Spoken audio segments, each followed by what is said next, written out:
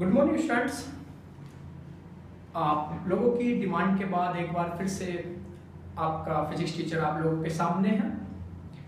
Basically चर्चा आज basic चर्चा भी है और टॉपिक मतलब जो फिजिक्स का टॉपिक है उसके ऊपर भी चर्चा करेंगे, मतलब दोनों मिक्सअप होगी। तो सर बेसिक चर्चा में आज आप क्या करने वाले हैं? आज मैं बहुत सारी कोचिंग्स के नाम ना लेते हुए अपने एजुकेशन सिस्टम जो हमारी तरफ से रन किया जा रहा है, आज मैं उसके ऊपर भी 2 मिनट आपको बेटा एक बार अवेयर करा दूं। कुछ पेरेंट्स की मेरे पास इंक्वायरी आ रही है कि सर कोचिंग के नाम पे IIT JEE और मेडिकल के नाम पे ना बहुत सारा पैसा हम लोगों से वसूला जा रहा है। हाँ, हमें भी पता है। तो सर फिर आप ऐसा क्या दे रहे हो कि जिसमें बच्चे का पेरेंट्स का पैसा भी कम लगे और बच्चे को वो कामयाबी भी मिल जाए जो पेरेंट्स या बच्चा चाह रहा है। यस, आप किसी भी कोचिंग में अपने बच्चे को 11th में एडमिशन करा के आइए और फीस जब आपको डिपॉजिट करनी होती है तो आपको लाखों में 2 लाख 3 लाख 4 लाख इस तरीके से कोचिंग्स आपसे लेती हैं, डिमांड करती हैं। तो सर क्या फिर आप नहीं लेंगे? क्या सुपर 20 क्लासेस नहीं लेती है क्या? नहीं, सुपर 20 क्लासेस फीस लेती है, लेकिन उतनी फीस जितने में आपका बच्चा कामयाब हो जाए। और जो NCERT की फीस है, सिर्फ हमारी coachings Swami Vivekananda super 20 classes आप लोगों से इतना चार्ज करती है। तो सर क्या 3 लाख एक कोचिंग ने 3 लाख या 4 लाख लिए और मान लो आपने 1 लाख लिया, एक ने 4 लिया, फॉर एग्जांपल एक कोचिंग ने 4 लाख लिया और आपने 1 लाख लिया, तो सर क्या फिर आपकी क्वालिटी में कोई कमी होगी? इसका मतलब आप 1 लाख रहे हैं? नहीं बेटा, मैं पेरेंट्स को बोल रहा हूं, नहीं, कोई कमी नहीं है। क्योंकि ये सिर्फ कमी है तो सिर्फ एक चीज की, और वो है नॉलेज की कमी। क्या नॉलेज? कि वो आपको जितने अच्छे से ठग रहे हैं तो आप उनकी ठगाई में आ गए। हम जिस बेस पे काम कर रहे हैं, हमने जो आपसे फीस मांगी है वो NCERT की फीस मांगी है। अरे वाह, क्या सर NCERT पढ़ा के हमारे बच्चे का सिलेक्शन हो सकता है? तो फिर तो हमारा बच्चा 12th क्लास में जो इस स्कूल में पढ़ता है सर वहीं से उसका सिलेक्शन IIT या मेडिकल में हो जाना चाहिए था।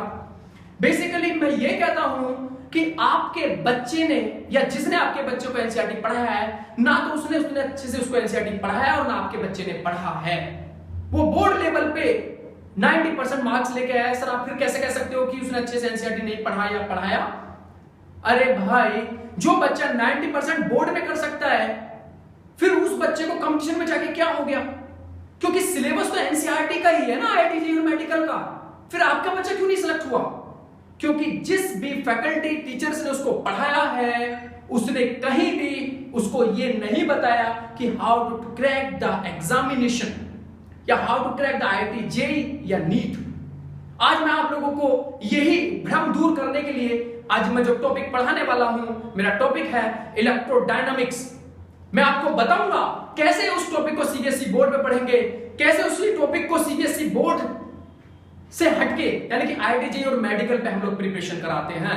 तो यानी कि 3 चीज आप हमारी कोचिंग में हासिल कर सकते हो, ओनली सिंपल NCERT लेवल पर और उतनी लो फीस पर। कैसे? चलो लेट स्टार्ट माय लेक्चर। और लेक्चर जिस टॉपिक का है वो है इलेक्ट्रोडायनामिक्स। क्या टॉपिक है? इलेक्ट्रोडायनामिक्स। इलेक्ट्रोडायनामिक्स मतलब चार्ज। अच्छा, चार्ज मतलब चार्ज की स्टडी, या तो रेस्ट या फिर मोशन। ये फिजिक्स की ब्रांच है जो चार्ज की स्टडी को डील करेगी या तो रेस्ट में या फिर मोशन में, यानी कि रेस्ट या फिर मोशन। It's called electrodynamics. अब इलेक्ट्रोडायनामिक्स क्या है सर? पूरी फिजिक्स वॉल्यूम ऑफ 1 NCERT पूरा फिजिक्स मैं इलेक्ट्रोडायनामिक्स में कवर करूंगा। यदि मैं बात CBSE बोर्ड की करूं तो फर्स्ट पेपर यहां से इलेक्ट्रोडायनामिक्स में से 24 मार्क्स का इलेक्ट्रोडायनामिक्स में से आएगा। तो मैं आपको बता दूं कि इलेक्ट्रोडायनामिक्स फिजिक्स की वो ब्रांच जो चार्ज की स्टडी, रेस्ट और मोशन को डील करता है, इलेक्ट्रोडायनामिक्स कहलाता है। मान लो सपोज दैट ये कोई बॉडी है, मैं यहां पे खड़ा हूं, मैं चार्ज हूं। अरे सर चार्ज के बारे में डिस्कस कर रहे हो? अभी बताता हूं। बहुत सारी ऐसी कोचिंग है, मैंने 1000 स्टूडेंट पे एक सर्वे भी किया है, मैं नाम नहीं लेना चाहूंगा उन कोचिंग्स का। आपसे कोचिंग के नाम पे 4 लाख लिए, 3 लाख लिए, लेकिन वहां के बच्चे को यह नहीं पता कि what is the definition of charge. Charge होता क्या है? खैर मैं अभी बताऊंगा वो टॉपिक भी। चार्ज की स्टडी, मैं यहां पे खड़ा हूं, यदि मैं रेस्ट में खड़ा हूं, सपोज दैट मैं कोई चार्ज हूं, तो मेरी बॉडी का स्टडी करना, इट्स कॉल्ड अब इलेक्ट्रोस्टैट्स, मैं नाम लूंगा अब इलेक्ट्रोस्टैट्स का, लेकिन मैं यहां रुका हुआ हूं, मैं चलने लग जाऊं तो ये मूविंग चार्ज है, रुका हुआ चार्ज स्टैटिकल चार्ज, और डायनामिक मतलब जब मैं मोशन करूंगा, यानी कि मैं इलेक्ट्रोडायनामिक्स को जो पढ़ाने वाला हूं सीबीएसई बोर्ड, आईआईटी जेईई और मेडिकल लेवल पे, तीनों लेवल को मैं एक ही उससे टॉपिक से रिलेट करूंगा और बताऊंगा आप लोगों को कितनी आसानी से हम आईआईटी जेईई, सीबीएसई बोर्ड और नीट को क्रैक कर सकते हैं। इलेक्ट्रोडायनामिक्स को मैंने 3 पार्ट में डिवाइड किया। इलेक्ट्रोडायनामिक्स, दूसरा टॉपिक मैं लेता हूं मैग्नेटिज्म, और तीसरा कैटेगरी होती है इसकी इलेक्ट्रोमैग्नेटिक वेव्स। इलेक्ट्रोमैग्नेटिक वेव्स, अच्छा सर अभी आप बोल रहे थे कि चार्ज की स्टडी, रेस्ट और मोशन, मैंने कहा यस, मैंने बोला तो सर इलेक्ट्रो डायनामिक्स को आपने 3 पार्टों में, इलेक्ट्रोस्टैटिक्स, मैग्नेटिज्म, इलेक्ट्रोमैग्नेटिक वेव्स। अब इलेक्ट्रोस्टैटिक्स, यहां पे चार्ज की स्टडी एट रेस्ट, यानी कि इलेक्ट्रोस्टैटिक्स के अंदर हम लोग चार्ज की स्टडी रेस्ट में, सपोज दैट लाइक दैट मैं यहां पे रुका हुआ हूं, अभी यहां पे मैं स्थिर हूं, स्टैटिकल पोजीशन पे हूं, रेस्ट में हूं, तो मेरी स्टडी आप लोग करोगे तो इलेक्ट्रोस्टैटिक्स पार्ट होगा। मैग्नेटिज्म की बात करें तो चार्ज इन मोशन, किसमें करोगे, चार्ज इन मोशन, यानी जब चार्ज भागेगा, दौड़ेगा, तो यानी कि वो जिसमें पढ़ोगे वो मैग्नेटिज्म होने वाली है, ठीक है। यदि मैं इलेक्ट्रोमैग्नेटिक वेव की बात करूं तो यहां पे charge is accelerate, charge is accelerate, charge accelerate करेगा, चार्ज एक्सेलरेट करेगा, क्या करेगा, एक्सेलरेट करेगा।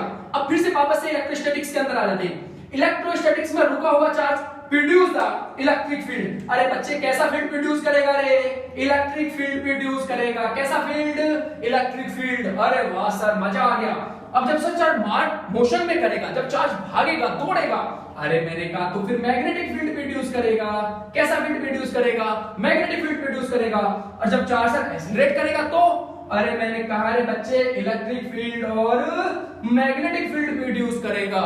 जो मैंने आप लोगों को बताया ये बेसिक फिनोमिना है इलेक्ट्रोडायनामिक्स का।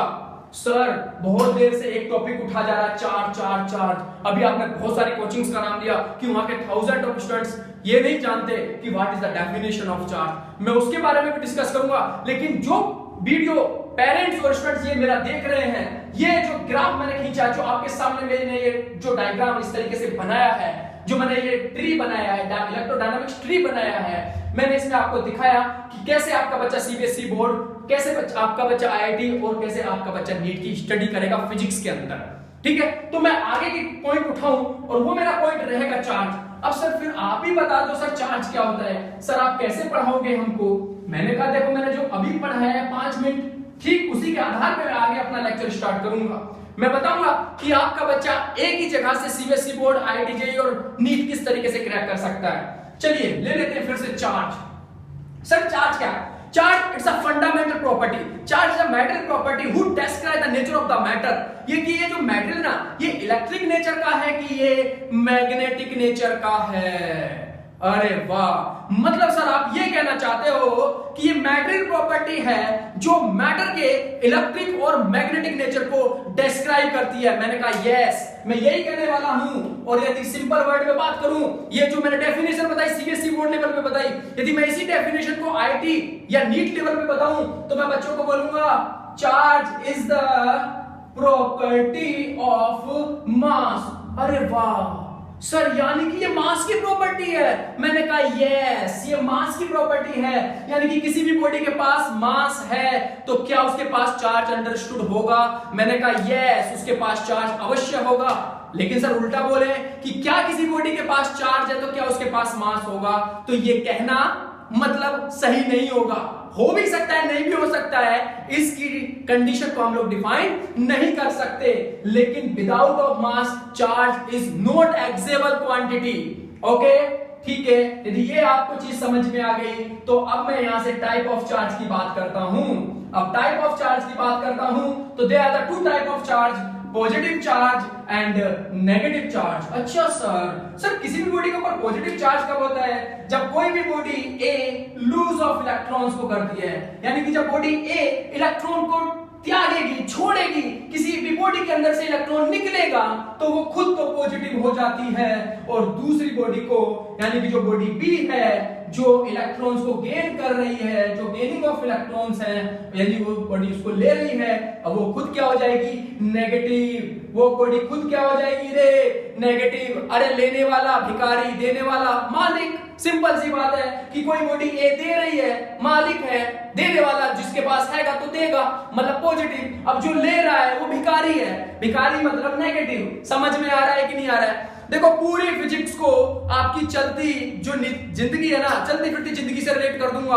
आपको पता भी नहीं लगेगा कि कब फिजिक्स में आपका सिलेक्शन हो गया, कब आपने फिजिक्स में अच्छी सी चैंपियनशिप हासिल कर ली।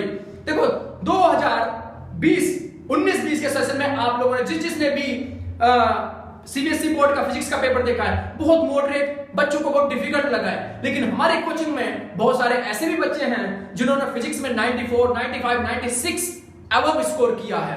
और आईआईटी जेईई में मैं 100% बताता हूं 2020 में वो बच्चे आईआईटी और नीट को भी क्रैक करेंगे। मैं आपको इस वीडियो के माध्यम से बताना चाहूंगा कि मैं आगे की स्टडी किस तरीके से कराता हूं। आगे देखेंगे, मैंने चार्ज बताया, there are the two type of charge बताया। अभी हम लोग प्रॉपर्टी ऑफ चार्ज, यानी कि मेरा एक लेक्चर, पूरा का पूरा एक लेक्चर मेरा इसी के ऊपर होता है, यानी कि प्रॉपर्टी ऑफ चार्ज। हम जानेंगे कि सर प्रॉपर्टी ऑफ चार्ज क्या होता है। सबसे पहले हम लोग पहली प्रॉपर्टी पढ़ेंगे, कंजर्वेशन ऑफ चार्ज। क्या पढ़ेंगे बेटा? कंजर्वेशन ऑफ चार्ज पढ़ेंगे। अब सर कंजर्वेशन ऑफ चार्ज तो एनसीईआरटी में भी और बहुत सारी बुकों में भी लिखा है। क्या पढ़ा था आपने कंजर्वेशन ऑफ चार्ज? आपने पढ़ा था कि charge neither be created nor be destroyed, it is transferred one body to another body. बस इतना ही पढ़ा है ना? अरे भैया इसीलिए तो यही तो कभी छोड़ देते हैं टीचर, इसको थोड़ा आगे बढ़ाओ कि ठीक है charge neither be created nor be destroyed, it is transferred one body to another body, but it is possible to create and destroy the charge particles। यानी कि चार्ज पार्टिकल्स को क्रिएट भी किया जा सकता है, डिस्ट्रॉयड भी किया जा सकता है। अरे सर आप तो कुछ अच्छी बात बता रहे हैं। अच्छी बात क्या बता रहे हैं? एक हाथ ये ले ले, एक दूसरा हाथ, बॉडी ए बॉडी बी दोनों को रब कर, थोड़ी देर में मुझे पता लगता है कि मेरी बॉडी गर्म हो जाती है। क्यों?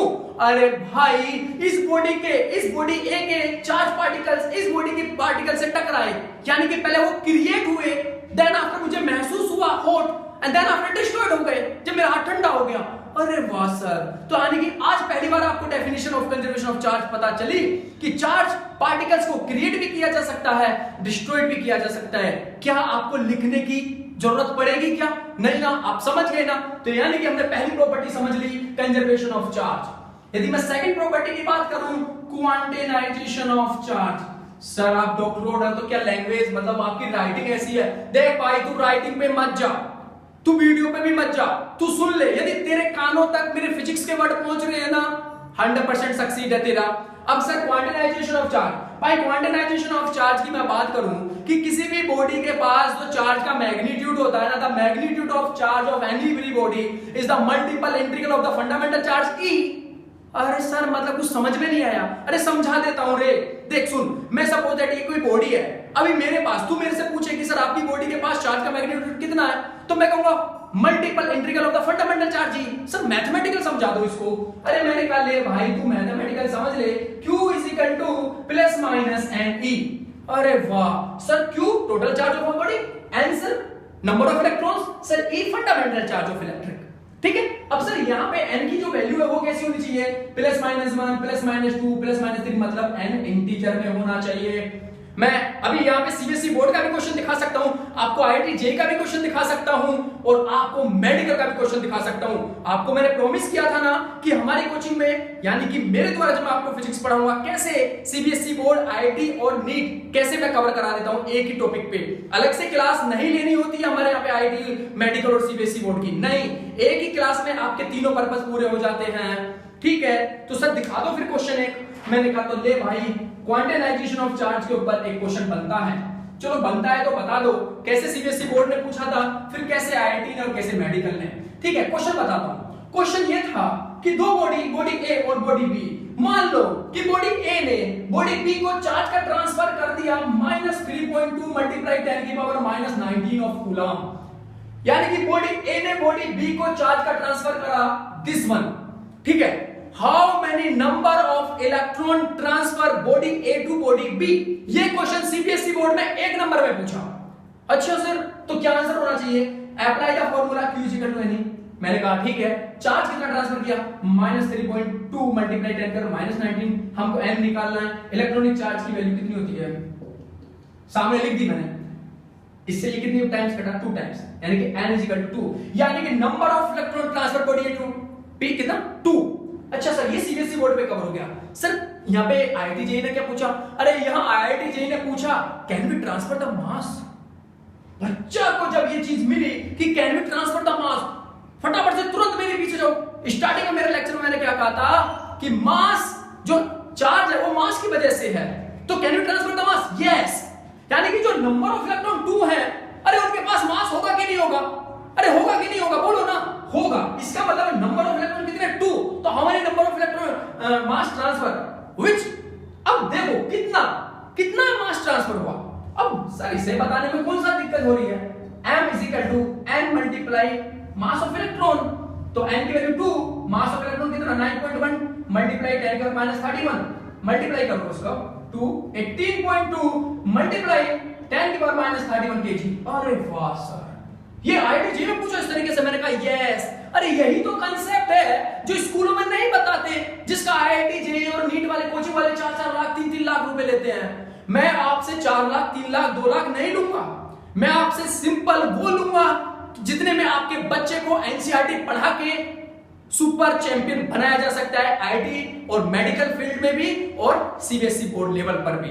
तो इसी तरीके से जो आपको मैंने देखा, जो आपने मेरी स्टडी देखी है, जो मेरा पढ़ाने का तरीका देखिए, मैं कभी भी ना, मैं खुद अपने आप को हमेशा लर्निंग फेज पे रखता हूं। मैं हमेशा अच्छे बच्चों से सीखता भी हूं और मेरे लिए सब बच्चे एक जैसे होते हैं। तो आप लोग जो भी बच्चे, पेरेंट्स की कोई भी क्वेरी है, ठीक है, हमारे YouTube हैंडल पे भी हमको कोई भी क्वेरी अपनी सेंड कर सकते हैं। स्वामी विवेकानंद इंस्टीट्यूट की जो वेबसाइट है वहां जाके भी हमें मेल कर सकते हैं, मैसेज कर सकते हैं, हमें कॉल कर सकते हैं। 24/7 हमारी जो लाइनें हैं वो ओपन रहती हैं, ठीक है। आप कभी भी अपना डाउट बच्चे को लेके, उसके कैरियर काउंसलिंग को लेके, कोई भी प्रॉब्लम हो, कोई भी क्वेश्चन आप लोगों ने पूछना है तो आप लोग हमसे डिस्कस कर सकते हैं। Thank you so much.